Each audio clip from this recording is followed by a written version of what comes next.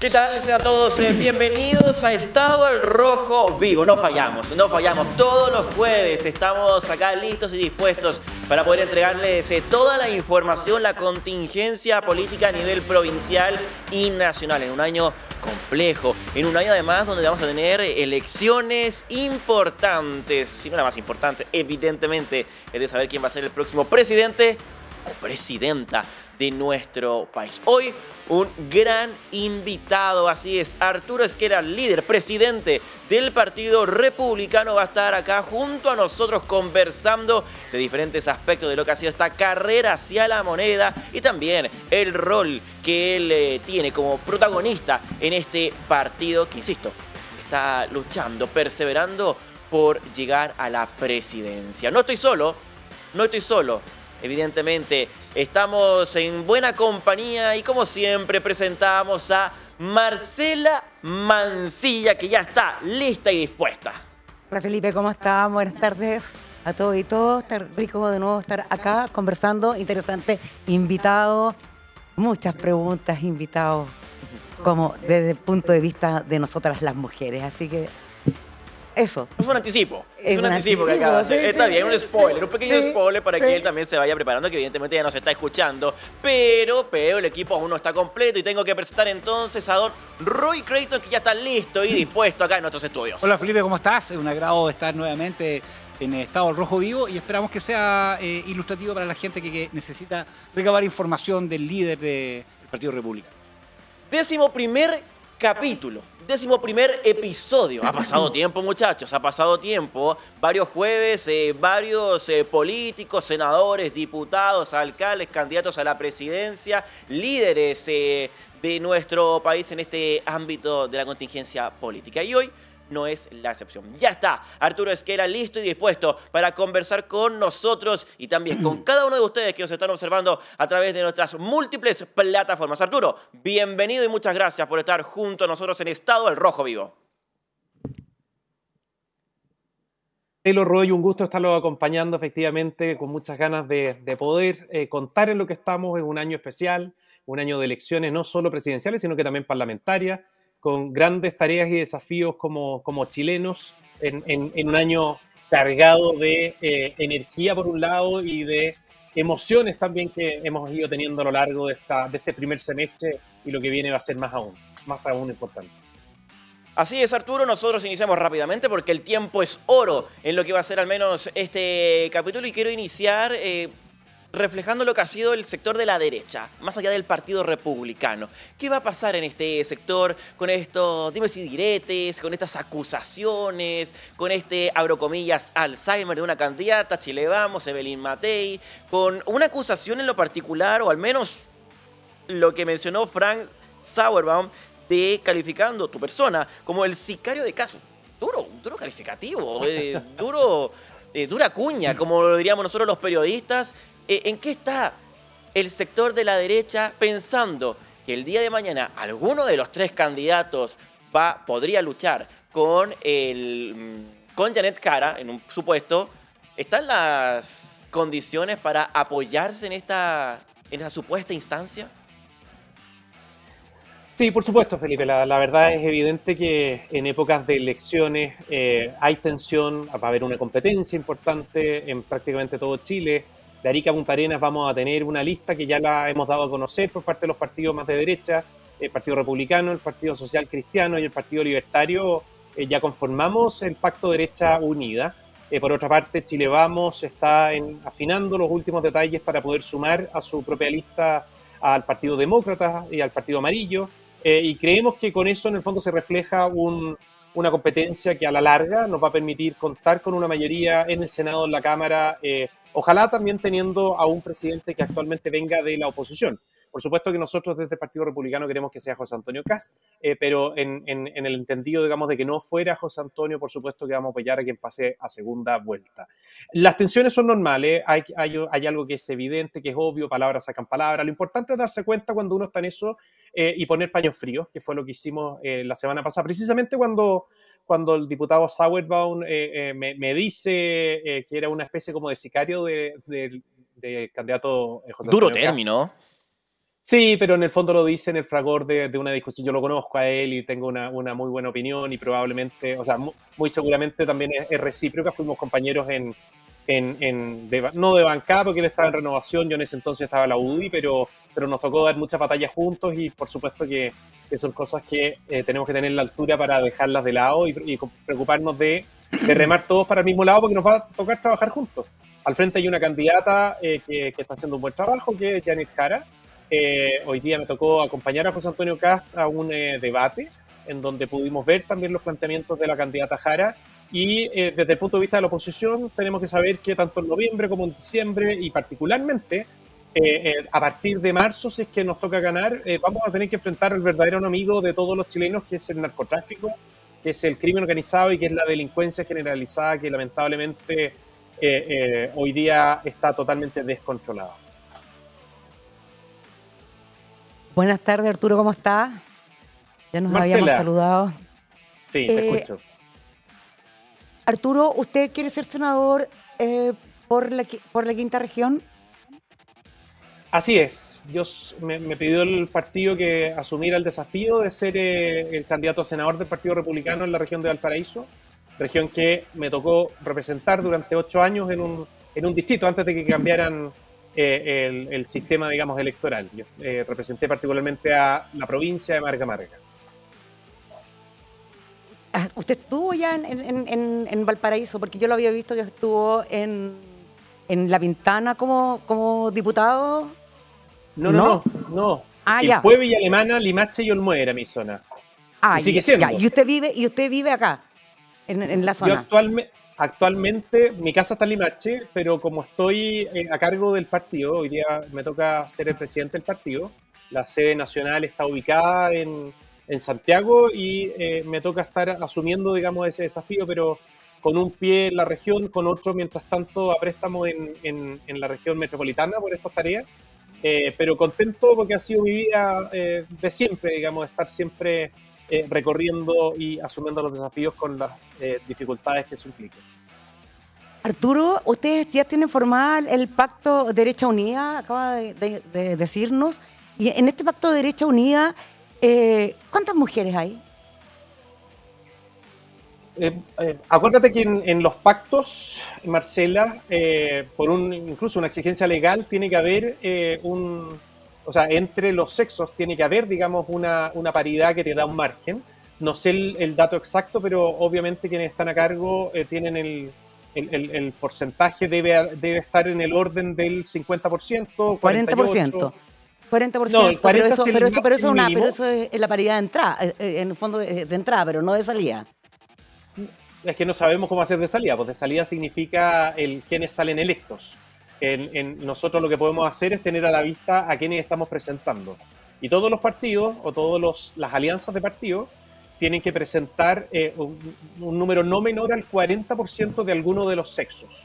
Nosotros ¿Usted presenta mayor? ¿Es mayor? Nosotros estamos apostando a que sea, digamos, en igualdad, pero teniendo a la vista de que lo importante en el fondo es presentar a las mejores personas. Podría ser el 80% mujeres, podría ser el 100%. El rango que te da la ley, me tocó participar en su minuto, yo creo que es razonable para que los partidos puedan moverse con algún grado de flexibilidad, 40-60. Nosotros vamos a bordear el 50% según las estimaciones. Todavía nos faltan algunos nombres, por eso no te puedo dar el número exacto de Arica Punta Arenas. ¿Cuántas mujeres hay en el Congreso de su partido hoy día, Arturo? Hoy día nosotros tenemos una bancada de 13 y tenemos 3 diputadas republicanas. No es muy paritario eso. Lo importante, Marcela, para nosotros, y siempre lo hemos visto así, creemos en el complemento que se da entre hombres y mujeres, pero lo importante en el fondo es poner a disposición a que las personas elijan. A mí me encantaría que fueran más mujeres, me da la impresión de que en esta oportunidad se van a elegir muchas más. Creo que el complemento, particularmente en las distintas comisiones que hay al interior del Congreso Nacional, es valioso cuando hay miradas del sexo femenino, del masculino, dependiendo, digamos, de la conformación de las mismas, pero teniendo la vista de que lo más importante es que sean personas que están ahí por vocación, que sean personas que saben de qué trata el tema en que están hablando, y claro, el elemento adicional es, por cierto, que se pueda contribuir con ese complemento entre hombres y mujeres, Marcela.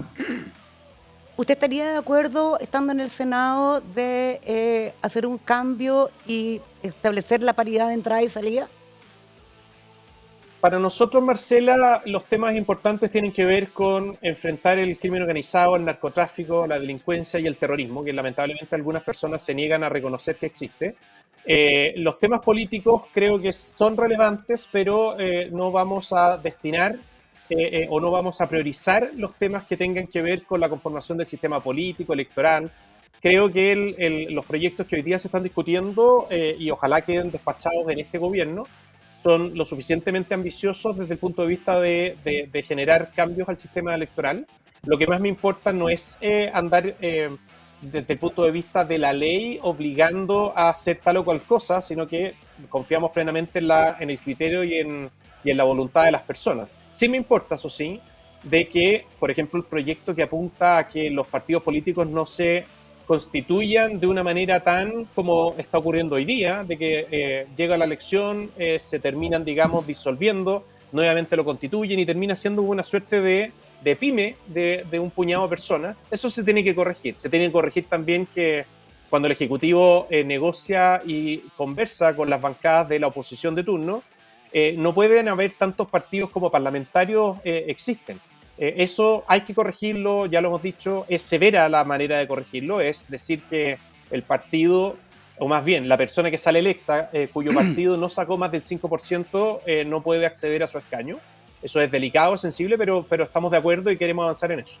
Más allá, para ser súper franco, Marcela, no va a estar dentro de las prioridades de nuestro, por lo menos en el eventual gobierno que nos tocara apuntar, sin perjuicio que uno podrá tener, digamos, opiniones respecto de los proyectos de ley que se presenten por parte de los parlamentarios. Pero esto es súper claro y probablemente algunos van a estar en desacuerdo. Nosotros a lo que vamos a apuntar es a cambiar de manera radical la manera de tratar la criminalidad en Chile.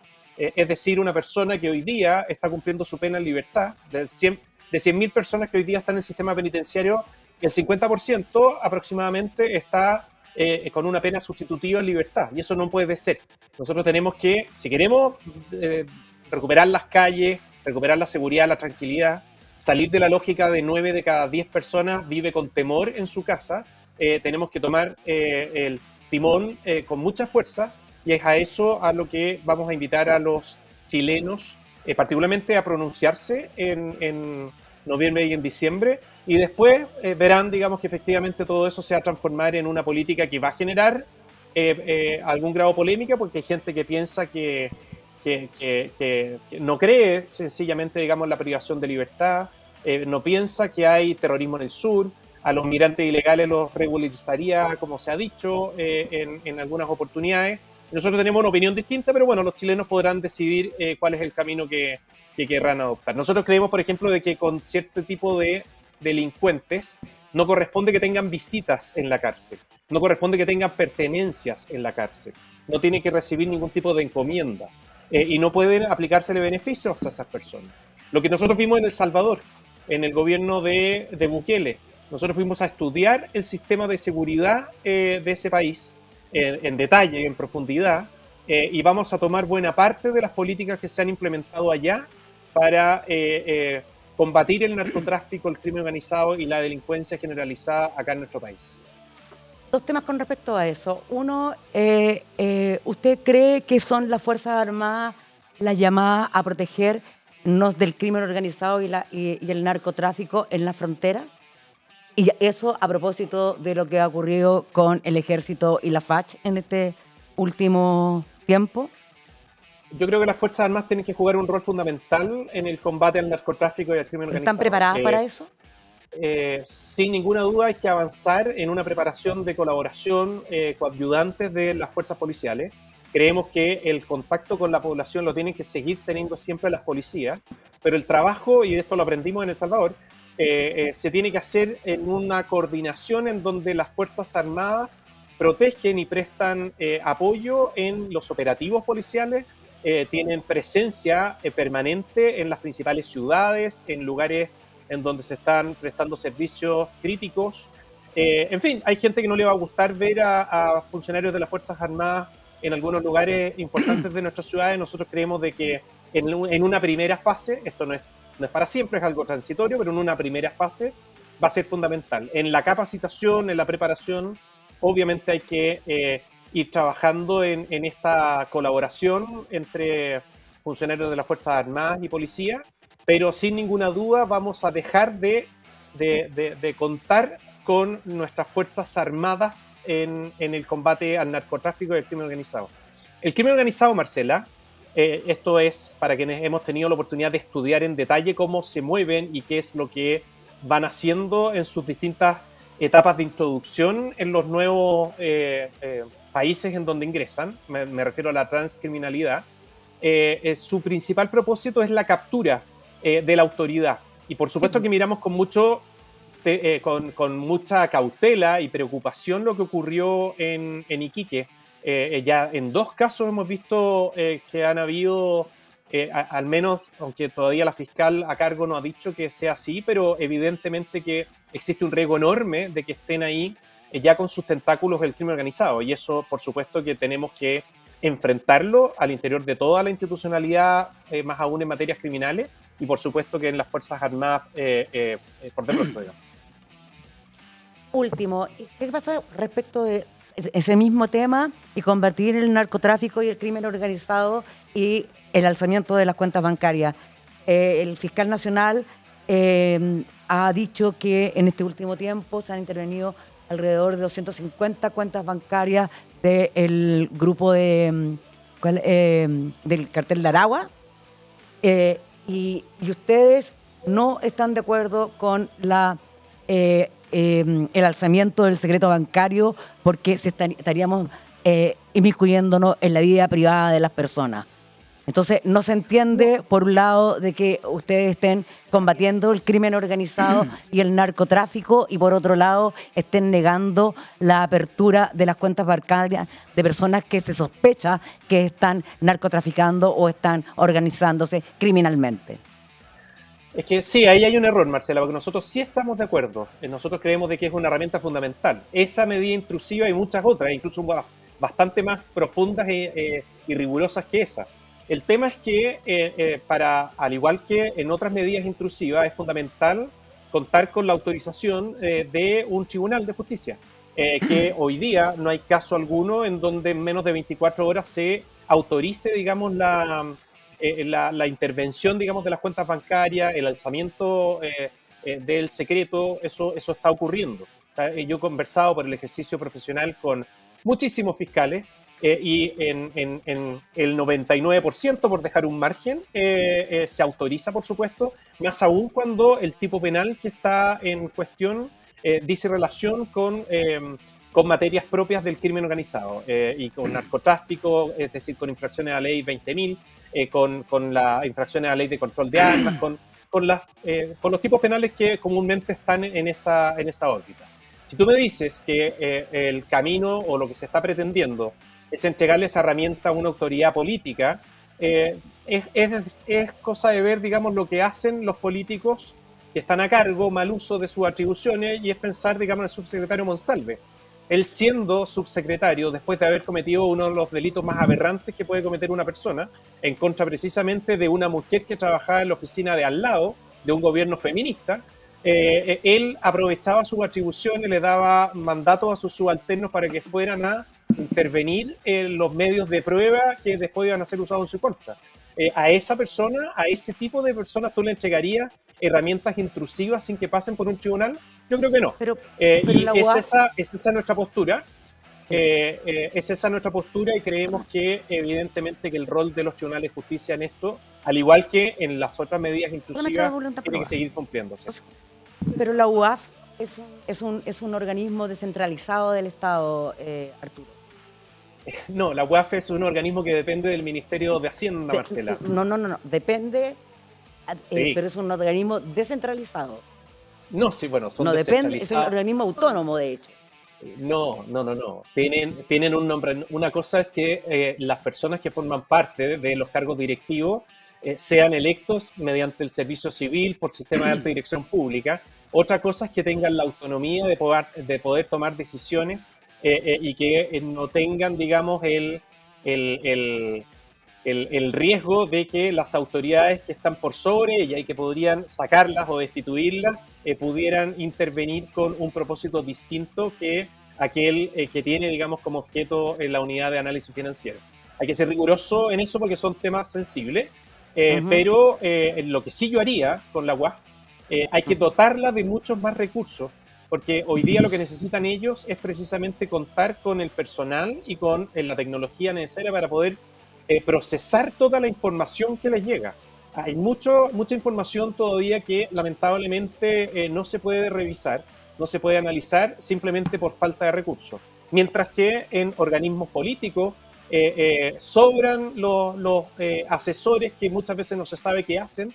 Solo recordar que el reajuste al sector público le costó a Chile en régimen 1.800 millones de dólares. Es decir, todos los años para reajustar a los funcionarios públicos que están hoy día en funciones, está gastando Chile, con cargo a todos los chilenos, 1.800 millones de dólares, es decir, 1.800 billones, solo para reajustarlos. Imagínense la cantidad de personas que evidentemente están ahí sin que los recursos lleguen a las unidades que verdaderamente corresponden. Nosotros vamos a dar un giro y vamos a destinar buena parte de los recursos gastados en operadores políticos en la estructura de persecución y sanción penal. Y por cierto que la UAF es una de ellas, accesoria por supuesto, que depende del Ministerio de Hacienda, pero que cumple una función que es vital. Arturo, ¿cómo estás? Oye, yo sé que el tiempo es clave, sobre todo porque tú tienes un compromiso, así que te agradecemos la presencia en este programa. Así que te voy a rogar que vamos a lo concreto. Compañeros de lista, entiendo que el Partido Social Cristiano, que son compañeros de lista ustedes, se va a omitir en presentar un candidato a senador en esta región, por ende el Partido Republicano que tú presides tendrá 3 candidatos. Entiendo que uno de los candidatos es el almirante Soto y el otro sería, o podría ser Manuel Millones, por ejemplo. Pero la pregunta es, ante el llamado que hace la UDI, ustedes vienen de un partido que es la UDI, ¿no es cierto? Tanto tú como José Antonio Cast, un partido que es la UDI, un partido base. No te estoy escuchando, Roy. El llamado que ha hecho frenéticamente la UDI a través de su presidente nacional, Guillermo Ramírez, y de la secretaria nacional de ese partido, que es María José Hoffman, que también entiendo que es candidata a senadora por esta región. ¿Hay lista única? No hay lista única. ¿Y quiénes son los compañeros fórmula de Arturo Esquella, candidato a senador en la quinta región? Esa es la primera pregunta. La mejor fórmula para lograr revertir la mayoría que se tiene, particularmente en la Cámara de Diputados, y mantener la ventaja que nosotros como sector tenemos es precisamente en 2 listas, poniéndonos de acuerdo, eso sí, en los lugares en donde se reparten o se distribuyen menos escaños. Esas son 4 regiones que no aplica la nuestra. La nuestra es una de aquellas que tiene el mayor número de escaños de senadores. Y la mejor fórmula, por supuesto, y esto nadie lo discute, que cuando se distribuyen 5 escaños, evidentemente que se llega a un mejor propósito con el mayor número de votos que tú logras por tener el doble de candidatos. Nosotros aspiramos como sector a sacar 3, revirtiendo los 3 de izquierda, 3-2 que hoy día tenemos, digamos, hasta marzo del próximo año. Desde el punto de vista de los compañeros de lista, efectivamente dimos a conocer hoy día uno de ellos, por lo menos del Partido Republicano, los otros en su momento los darán a conocer esos partidos. Alberto Soto, un vicealmirante con una larga trayectoria que tiene el carácter y la determinación que necesitamos, digamos, muy en la línea de lo que es José Antonio Cast y nuestro plan de recuperación territorial. Y Manuel Millones me encantaría que efectivamente se sumara. Entiendo yo que está en conversaciones con su familia, en fondo lo que significaría para él asumir una tarea, pero por Dios que sería valioso contar con una persona así en el Congreso Nacional. Debe ser uno de las personas que más sabe desde el punto de vista técnico de nuestra región y creo que sería una muy buena noticia, pero lamentablemente no estoy en condiciones de poder darte esa información hoy día a ciencia cierta porque todavía no es una realidad. Ok, gracias. Oye, vamos a lo siguiente. Se habla mucho de seguridad ciudadana y el ejemplo que tenemos que dar. Uno de los reclamos que tenemos de la población, de toda la gente, es que nuestra clase política ha perdido la decencia y la austeridad. Yo hice un estudio y elegí un mes del 2024, abril. Hice un estudio del gasto solamente en benzina de los 16 diputados y los 5 senadores de esta región. Tienen un promedio de gasto entre 1,8 millones y 2,5 millones solamente en benzina cada uno mensualmente. Esto significa 37 carabineros. Solamente en el gasto de benzina, 37 carabineros para esta región es lo que con nuestros impuestos pagamos para que los parlamentarios puedan gastar en benzina. Si tú llegas a ser senador de la República, creo que el llamado de la gente es a dotar de dignidad y austeridad el cargo, porque así como decimos que existe la grasa en el Estado, que yo no lo comparto, pero lo han dicho básicamente gente de tu sector, yo creo que debiéramos de partir por casa, porque ¿sabes qué? Es para mí impresentable y hasta casi indecente que los parlamentarios, desde la A hasta la Z, tengan un costo operacional de más de 2 millones de pesos en benzina mensualmente, siendo que un carabinero que sale a la calle a combatir, que eso es lo que nosotros esperamos y apoyamos, sale a combatir el narcotráfico, sale a combatir el crimen organizado, tenga un ingreso mensual de líquido 560.000 pesos, porque además se tienen que pagar el rancho, de los 700.000 que ganan se tienen que pagar el rancho, se tienen que pagar inclusive su vestimenta. Entonces, ¿qué podemos hacer para volver a la decencia y la austeridad con nuestros parlamentarios? Roy, no puedo estar más de acuerdo con lo que tú dices y que importante es que vuelva la austeridad al servicio público en términos generales. Ver cómo se reajusta el sector público mirando la brecha que se genera con el sector privado es realmente impresionante. Desde el punto de vista del trabajo de los parlamentarios, creo que hay mucho por hacer en esa línea. Me da la impresión, por lo menos uno no puede imponerle reglas a los demás, pero sí algo que hemos ido logrando nosotros internamente en el partido es lo que tiene que ver con los viajes. Los viajes que muchas veces, yo fui parlamentario durante 8 años, no viajé nunca al exterior con recursos del Estado, bueno, y con recursos propios casi tampoco, creo que un par de veces nomás en 8 años para cosas muy puntuales, pero nunca con recursos públicos. Y la verdad es que creo, nosotros, bueno, a todos nuestros parlamentarios les decimos que no pueden viajar con recursos públicos si es que hay una tarea muy específica que le está pidiendo la Cámara de Diputados o el Estado de Chile, o acompañar al presidente de la República, cosas así, evidentemente que se revisan y se dan las autorizaciones. Pero a lo que voy, no quiero ya entrar al caso puntual. Hay mucho que hacer en esa línea. A los carabineros te agrego que la asignación de riesgo fluctúa entre 90 y 140.000 pesos. Eso es una vergüenza para las personas que están exponiendo su vida permanentemente y más aún exponiéndose a que los persigan por el ejercicio, digamos, de sus funciones, tal como hemos visto una persecución judicial despiadada en contra de las personas que cumplen funciones. De hecho, uno de nuestros candidatos es a diputado por el distrito número 7, va a ser cuando lo inscribamos, por supuesto, pero ya está confirmado por nosotros, Sebastián Zamora, ese carabinero que injustamente se le persiguió por ese accidente en el Puente Pío IX, en Santiago. Él es de Valparaíso toda la vida, estaba prestando funciones en una comisaría en La Cisterna y lo mandaron a controlar a toda esta gente, estos delincuentes que estaban revolviéndola en la Plaza Italia de Santiago, y más aún lo expulsan de la institución y lo dejan sin trabajo y termina preso incluso durante, creo que 6 meses estuvo privado de libertad, y durante 4 años sometido a una injusticia gigante. Eso se va a acabar en un gobierno de José Antonio Kast. Vamos a blindar a las policías para que jurídicamente no los puedan andar persiguiendo por cumplir sus funciones. Obviamente que quien comete abusos, por supuesto que le va a caer también toda la fuerza de la ley, pero abuso me refiero policiales, hacer uso indebido de la fuerza. Pero uno tiene que partir de la base que quienes tienen el monopolio del uso de la fuerza tienen que contar con una retribución como corresponde. Y no puede ser que estén recibiendo tan pocos recursos. El primer cambio que se hizo en El Salvador consistió precisamente en mejorar sustantivamente los sueldos de los funcionarios policiales. Pasaron de $400 a $1.000. Nosotros debiéramos hacer algo similar, proporcionalmente hablando, mejorando de manera significativa lo que el Estado le asigna a nuestras policías por cuidarnos a todos. ¿Eliminación de la figura del delegado regional presidencial? No necesariamente, eso cae dentro de muy en la línea, aunque sobre un tema distinto, pero la pregunta que me hacían a propósito de los cambios al sistema político. Nosotros estamos tan convencidos que la crisis que estamos viviendo es de tal magnitud, que me refiero, digamos, a la crisis de inseguridad, que no vamos a generar debates muy profundos de reformas constitucionales que apunten a cambiar las estructuras, salvo hubieran consensos generalizados. El delegado presidencial, ya que es una figura que existe, vamos a aprovecharla, digamos, para la estructura que nosotros queremos montar en el contexto, digamos, de la política de seguridad que vamos a instalar.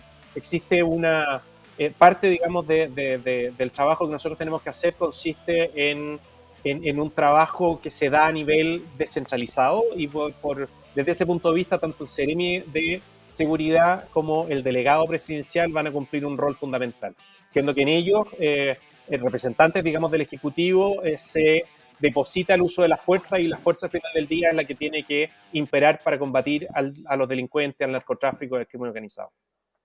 Ley de rentas regionales. Yo soy particularmente, pero yo no, hasta que no se pronuncie nuestro coordinador económico, que seguramente ustedes supieron que habíamos nombrado, Jorge Quirós, está planteando todo un programa tributario y de ajuste fiscal, dentro de lo cual también se va a referir a eso. Si tú me preguntas a mí, yo soy muy partidario de descentralizar, de lograr, digamos, que los recursos que se generan en las regiones efectivamente tributen desde el punto de vista de que se inviertan, digamos, en la misma región. Pero eso obviamente que tiene que obedecer a la lógica de un Estado unitario y lo único que te puedo adelantar desde el punto de vista económico es que nuestros pilares en ello van a estar puestos en un ajuste fiscal muy intenso y por lo mismo van a salir todos los operadores políticos y se va a lograr, digamos, una baja significativa de los recursos destinados a ello. No corresponde hablar de grasa porque estamos hablando de personas y yo por lo menos no hablo así. Pero en el fondo lo que la gente entiende, por eso, todos los que están en el sistema público que sinceramente no están prestando un servicio real. Segundo, una reforma tributaria basada en generar empleo, en generar ahorro y en generar inversión. Y lo tercero, una desregulación muy significativa como nunca antes se ha hecho en el país. Se acabaron los tiempos de que un burocrático de turno esté trabando la inversión que podría significar mucho trabajo para las familias de distintas partes. Nosotros creemos de que hay que avanzar en esa desregulación, así que el Consejo de Monumentos Nacionales y tantas otras instituciones que retrasan por años el desarrollo de los proyectos que generan riqueza en el país van a tener que ajustar precisamente su foco para lo que verdaderamente es parte del patrimonio y no para salvar, digamos, como que fuera algo importante una tapa de Coca-Cola que puede tener no más de 20 años de existencia. Así que prontamente nosotros esperamos dar a conocer las bajadas de nuestra política económica, sabiendo que lo que vamos a hacer o el foco va a estar dado precisamente en reactivar la economía, teniendo por delante la meta de llegar, si Dios quiere, al pleno empleo. Con eso suben los salarios de todos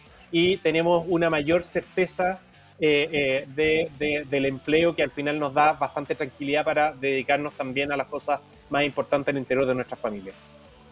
Arturo, muchas gracias por estos minutos de conversación, por estar presto a todas las preguntas del panel y bueno, de acá a lo que va a ser la carrera presidencial en noviembre quedan varios meses, así que esperamos poder tenerte de manera presencial en nuestro hermoso litoral de los poetas. Gracias y que tengas una gran semana.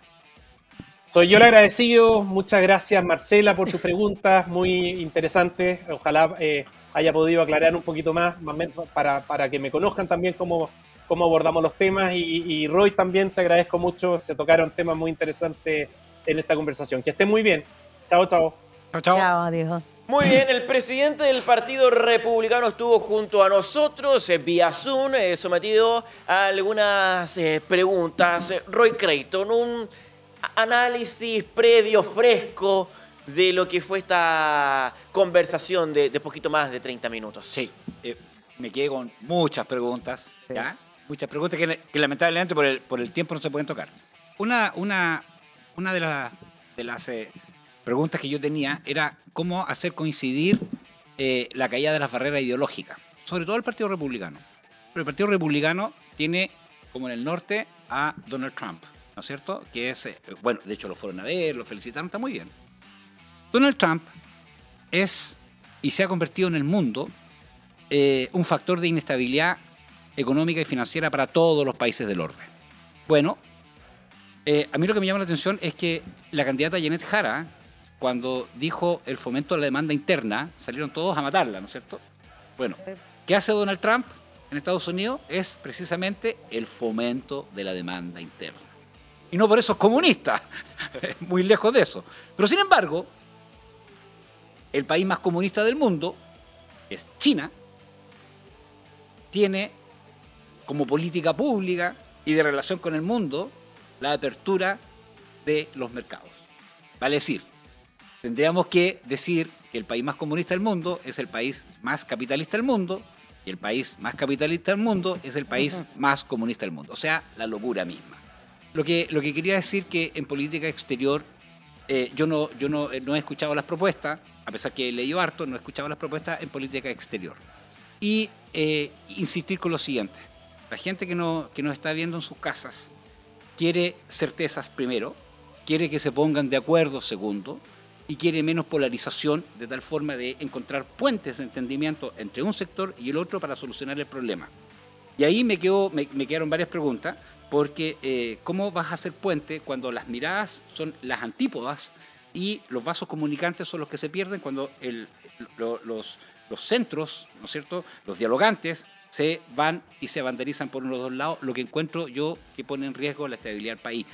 Esto es mi opinión, pone en riesgo la estabilidad del país. Entonces, yo no me compro a buenas y primeras, ¿no es cierto?, que unos son los buenos, otros son los malos, y que allá están los que quieren destruir y acá están los que quieren salvar, porque eso no es así. A grandes problemas y problemas complejos, soluciones complejas. Y eso significa tratar de establecer puentes de comunicación, con esto termino, puentes de comunicación, para que en forma conjunta, los que piensan A y los que piensan B, tratemos de sacar adelante esta cosa. Termino con lo siguiente. Ministra de Salud, usted acaba de recortar para el Hospital de San Antonio 3.300 millones de pesos. Escúchenme bien los televidentes, 3.300 millones de pesos. Esto vía decreto, el 276, que se tramitó el 10 de julio y que se notificó hace poco a los equipos directivos del hospital. 3.300 millones de pesos significa que los gastos operacionales del hospital no van a poder cumplirse a lo menos en 2 meses. Este es el recorte más importante que tiene un hospital en Chile. Esto no lo sabe nadie, pues lo quiero decir aquí en las pantallas de TV Costa. Esto es un escándalo y vamos a levantar la voz con firmeza para que revierta esta situación, ministra, porque esto es grave para la provincia de San Antonio. Es el hospital con el mayor recorte presupuestario en Chile, porque a Melipilla le recortaron 1.000 y tantos millones, hicieron un escándalo de aquellos. Bueno, insisto, esto significa que los gastos operacionales, incluidos los remedios que se le entregan a la gente de nuestra provincia, se van a ver mermados por este recorte presupuestario. Queremos certeza lo antes posible que usted dé una respuesta a la gente de la provincia de San Antonio respecto a este recorte presupuestario. Insisto, escúcheme bien, 3.300 millones de recorte presupuestario para lo que queda del año. Quiero hacer una corrección al candidato republicano Arturo Esquela, quien además habla tanto de seguridad y de combate al narcotráfico y al crimen organizado. Y porque él nos da una mala información.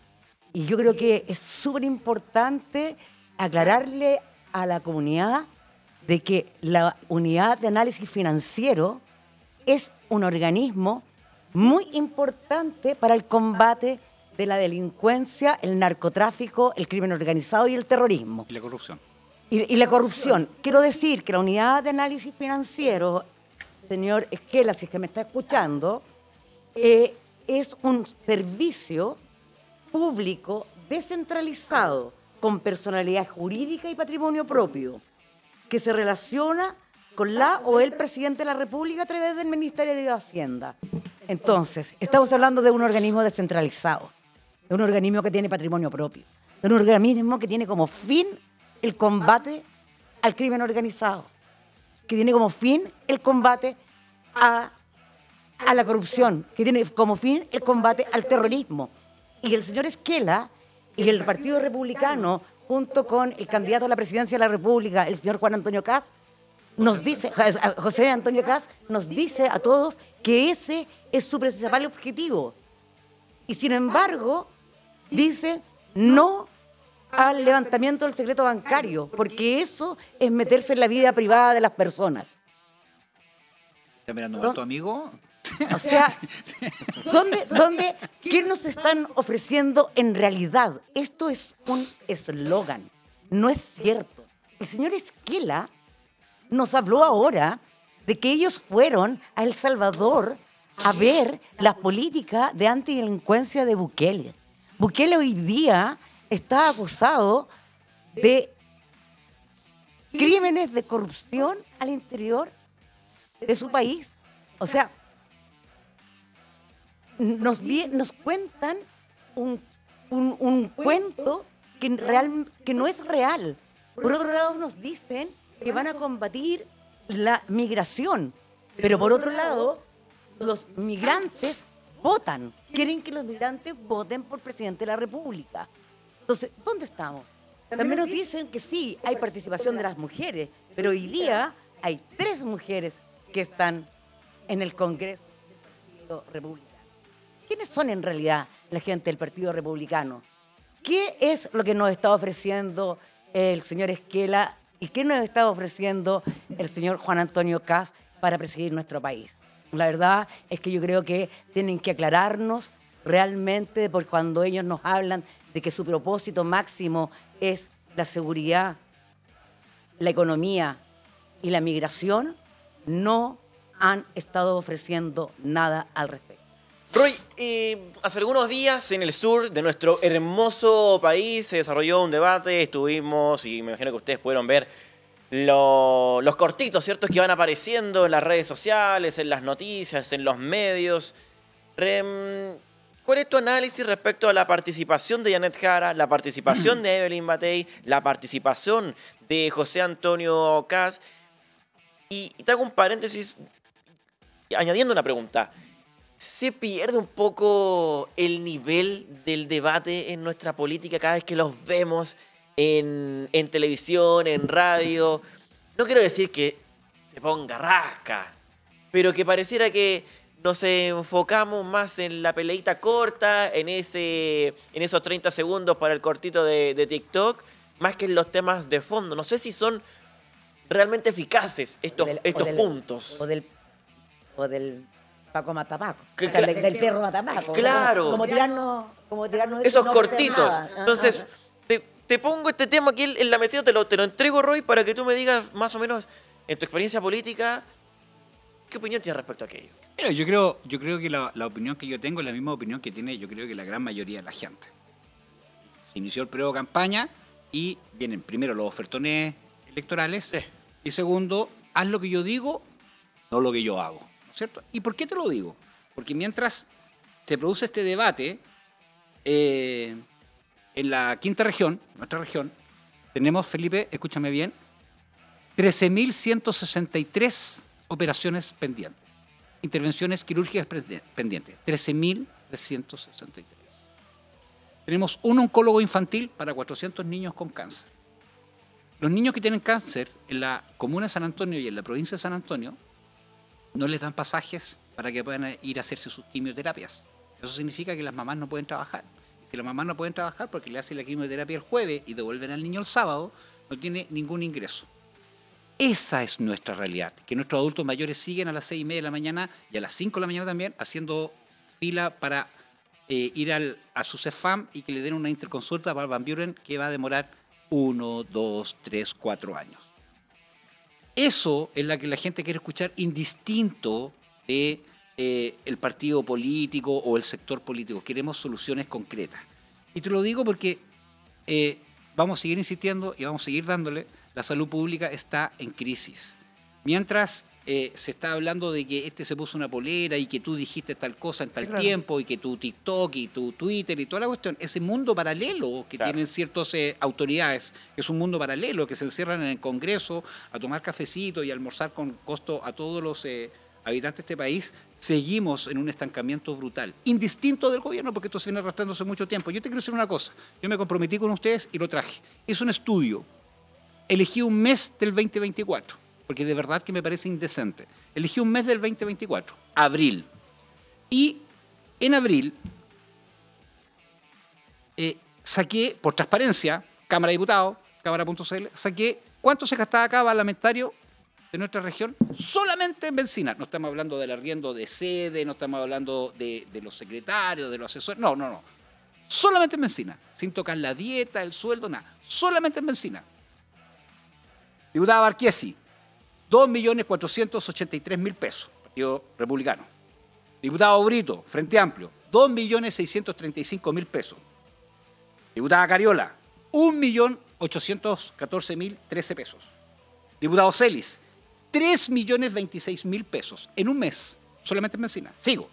Diputado Cuello, 839.103 pesos. Diputada Flores, 2.605.214 pesos. Diputado Lagomarcino, 1.703.888 pesos. Diputado Lonton, 1.999.657 pesos. Diputada Marzán, 2.811.547 pesos. Diputado Gaspar Rivas, 3.311.285 pesos. Diputada Camila Rojas, 891.648 pesos. Diputado Sánchez, 1.834.653 pesos. Diputado Tuiti, que es de Isla Pascua, 1.864.546 pesos. Diputado Venegas, 1.106.957 pesos. Diputada Bello, 1.087.232 pesos. Diputado Ibáñez, Frente Amplio, también, 1.804.003 pesos. ¿No les da vergüenza? ¿A qué chileno, a qué hijo de esta patria se le paga el pasaje por ir a trabajar? A nadie. Ustedes se están asignando o autoasignando esto por un mes en benzina. Y después venimos aquí a hablar de la seguridad pública. Un carabinero gana 600.000 pesos y ustedes se gastan 2 millones en benzina.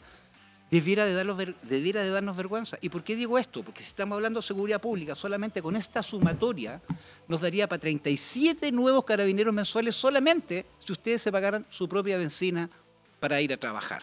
Esto es transversal. Es desde la A hasta la Z, desde el republicano hasta el Partido Comunista. Roy, para entender el punto. Porque esto es gastos operacionales de los diputados. No. Esto es asignación. Bueno, son por asignaciones. Benzina. Por benzina. Solamente más benzina. todas las otras asignaciones Todas que las tienen. otras asignaciones. ¿Y el sueldo de los diputados Eso cuál intacto. es?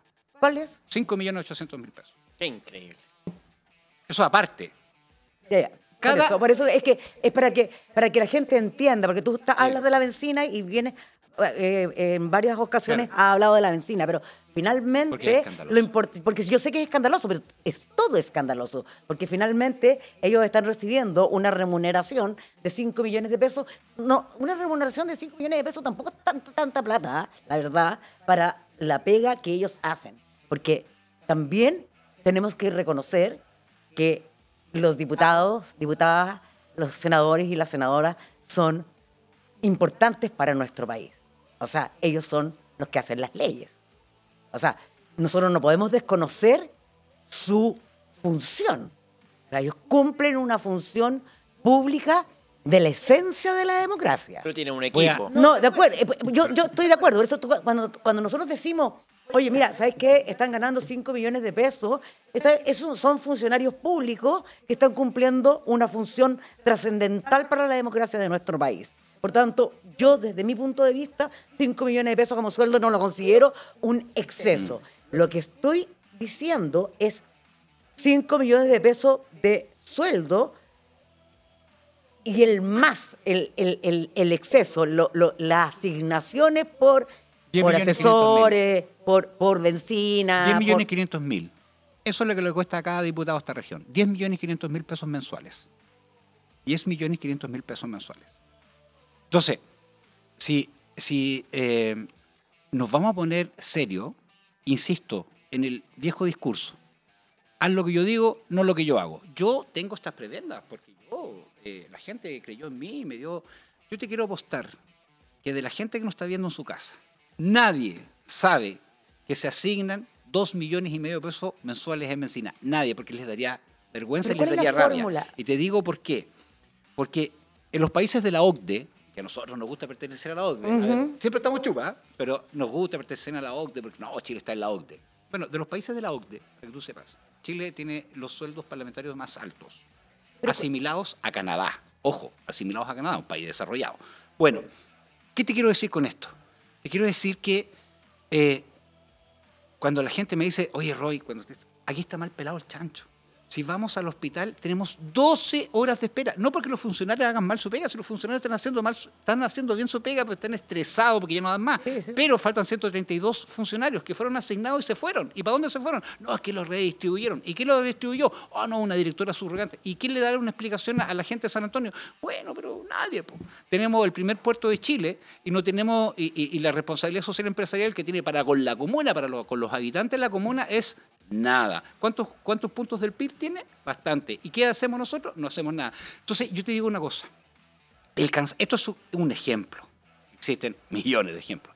El cansancio de la gente, esa persona humilde que está con el sueldo mínimo, que va a comprar un kilo de arroz que cuesta 2.000 pesos y el Estado le saca 400 pesos de impuestos y después prende la luz y el Estado le saca el 20% de impuestos, después abre el agua y el Estado te saca el 20% de impuestos y vaya a comprar pan de los 2.000 pesos que cuesta, te saca 400 pesos. Y si tenías un tito chico para irte a la pega, te sacan 560 pesos por cada litro de benzina.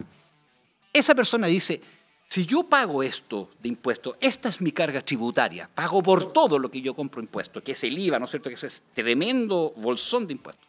A lo menos que me den una salud digna, a lo menos que si yo tengo una patología oncológica me atienda un oncólogo y no una enfermera, a lo menos que tengan los remedios, a lo menos que me den la posibilidad de que cuando me jubile no me sigan sacando lo que me sacan y quedo en la ruina. Entonces, este cansancio de la gente, que yo lo comparto plenamente, que lo hemos denunciado, debe partir por quién tiene que dar el ejemplo. ¿Y quién tiene que dar el ejemplo? Es el Ejecutivo y los parlamentarios. No, pero ¿sabes qué más? Pero no solamente el Ejecutivo y los parlamentarios, los partidos políticos. Y no por atacarte, Roy, pero es solamente decirte, tú perteneces a un partido político, a la democracia cristiana. Sin lugar a duda. La democracia cristiana tiene representación en el Congreso. Sin lugar a duda. Dime una cosa, ¿qué ha dicho o ha hecho la democracia cristiana respecto de lo que tú estás reclamando en todos los encuentros que hemos tenido en el Estado al Rojo Vivo? Porque no se ha hecho nada. ¿Cuál es la solución? Porque es fácil decir, oye, ¿sabes qué? Los congresistas, yo estoy de acuerdo contigo, no tengo la solución, pero quiero saber cuál es la solución que tú, como militante de la democracia cristiana y creo que presidente regional de la democracia cristiana, tienes, porque decir, oye, sé que los diputados ganan y ganan y la salud aquí está como la mona, porque la salud está como la mona, me consta. ¿Cuál es el ofrecimiento? Bueno, sin lugar a dudas, esto yo lo denuncié al interior. Bueno, y si tú ves el estudio que yo acabo de hacer, ¿quiénes menos gastan? Los que dan el ejemplo. Nosotros, Tito Barría, no gastan ni un peso. Lo que quiero decir con esto es que yo no voy a proteger el mío. Y si hay algún mío metido, el primero en denunciarlo. Pero eso, mira, tampoco gozo de tanta simpatía, porque mira, cuando tú dices representar a la gente, tienes que dar el ejemplo. Yo fui core. Nunca gasté un peso de benzina, yo ocupaba mi auto, mi benzina, mi estacionamiento. Nunca, a la gente le consta. Primero. Segundo, fui el core durante todos los años que estuve con mayor asistencia a todas las comisiones y a todos los plenarios. Nunca falté ni a una comisión ni a un plenario. Nunca, jamás. O sea, lo que tú tienes que hacer es dar con tu testimonio el ejemplo. Jamás hubo una semana sin que yo recorriera mi provincia. Nunca.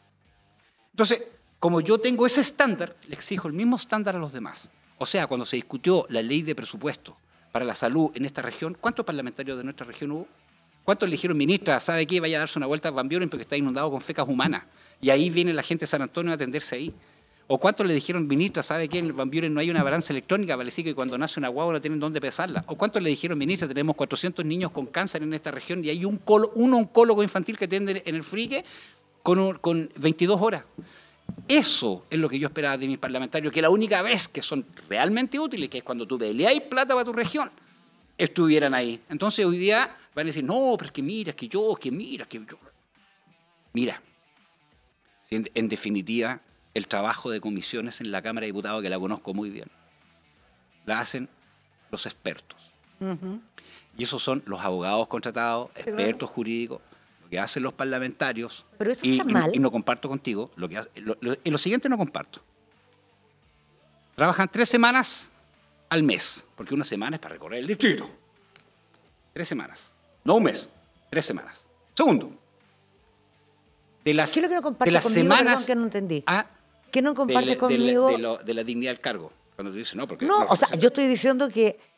A ver, yo estoy diciendo que el Poder Legislativo es tremendamente importante para la democracia de los países y el Poder Legislativo de nuestro país lo es. Pero también es importante el gasfitter que se levanta tempranísimo en la mañana, que dejar a sus cabros chicos al colegio y que a él el Estado no le paga ni un peso para trasladarse. Es una comparación odiosa. No, si no es odiosa, por el contrario, es una comparación. Lo que te estoy diciendo yo es que tú, cuando tienes un cargo de representación popular, debes de dar el ejemplo. Sí, claro. Y no aprovecharte de la confianza que te dio la gente a través de su voto. O sea, yo tuve un cargo de elección popular. Por eso mismo.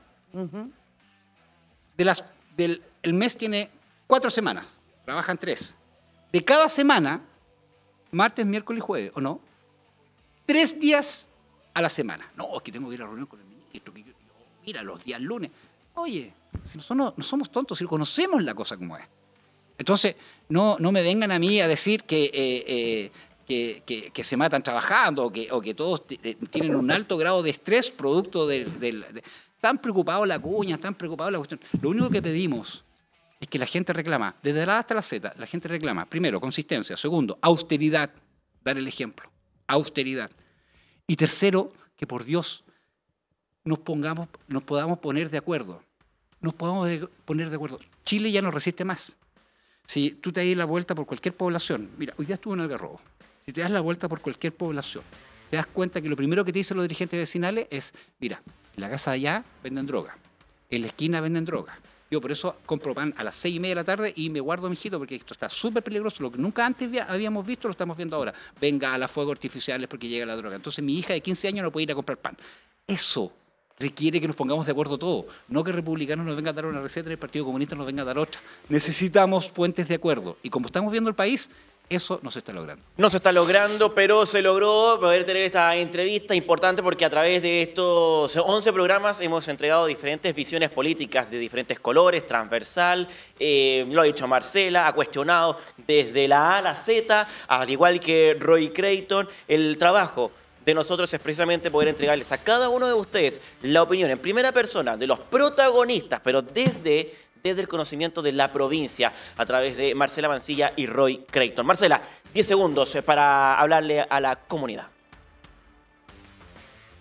Este fin de semana una persona muy cercana tuvo un infarto y llegó al hospital Claudio Vicuña y estuvo 48 horas en urgencia, en un infarto. Estamos hablando de una patología GES, estamos hablando de una urgencia. No fue trasladado. Eso obviamente le trajo complicaciones, porque no pasaron las horas, finalmente fue trasladado 48 horas después. La verdad es que después de observar eso y yo escuchándote todas estas semanas que tú has hablado de lo que pasa con el hospital Claudio Vicuña, que en definitiva es un elefante blanco, de verdad da tristeza lo que está pasando en nuestra provincia, el hospital de la provincia. Y la desidia finalmente de no entender que hay personas que requieren de una atención de verdad de urgencia. Y eso no se hace porque no hay un cardiólogo, porque no están los instrumentos para hacer las intervenciones. O sea, ahí yo no sé cuánta gente pudo haberse muerto en esas condiciones. De verdad, es una pena. Yo creo que nosotros, a través de aquí en la provincia, tenemos que escoger a las personas que realmente van a trabajar por la salud y la educación de la provincia de San Antonio. Comparto plenamente contigo, Mujarra. Principios de acuerdo, ¿no es cierto? Necesitamos ponernos de acuerdo en las cosas que son absolutamente necesarias. Bueno, ambulancias de urgencia. Estoy hablando de la red SAMU, ambulancia de urgencia, todas con su vida útil vencida. Hay ambulancias que tienen más de 360.000 kilómetros, lo que consiste, lo que se traduce en un peligro para el paciente y para el equipo de profesional y técnico que está ocupando estos móviles.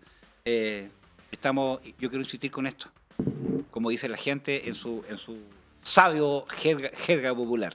Está mal pelado el chancho. Estamos haciendo un puente que cuesta 75.000 millones de pesos. No tenemos lo mínimo de insumos hospitalarios para darle una respuesta a la gente que más lo necesita. Esto no es culpa de los profesionales de la salud, porque me consta que se sacan la mugre en turnos larguísimos, todos estresados, y sin embargo en el día a día tiran para adelante y tratan de hacer lo mejor que pueden. Aquí lo que se necesita son recursos, y el planificador financiero de este y de todos los gobiernos anteriores han fallado. Muy bien, nosotros entonces nos empezamos a despedir. Solamente una pista para el próximo jueves, una diputada de nuestro territorio. Yo creo que con eso ya es suficiente para los que tienen mayor conocimiento político. Pero solamente eso, un adelanto. Muchas gracias por acompañarnos durante esta hora de programa. Nos encontramos el próximo jueves. Chao, chao.